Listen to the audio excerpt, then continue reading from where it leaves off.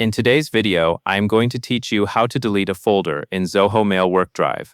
To get started, make sure you are already signed in to Zoho Mail and you have opened Workdrive, so you are looking at your main file dashboard. This is the area where you can browse everything you have stored, including your personal folders and any shared team folders you have access to. First, locate the folder you want to delete. You will usually find it listed under My Folders, if it is something you created for your own use. If the folder belongs to a shared workspace, look under the appropriate team folder instead.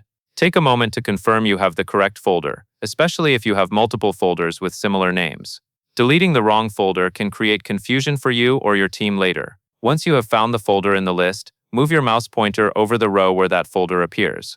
When you hover over the folder row, additional options become visible on the right side. This is a common design in Workdrive, so if you do not see any actions at first, hovering is the key.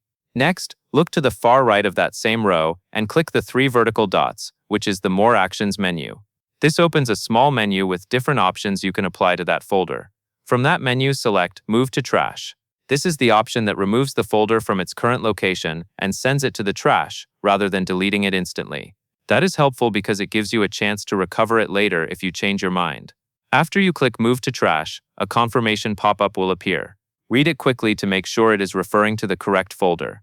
Then click Move to Trash again to confirm. Once you do, the folder will be moved out of your folder list and placed in the trash. If you ever need the folder back, you can check the trash area in Workdrive to restore it, as long as it has not been permanently removed. And that is all there is to it.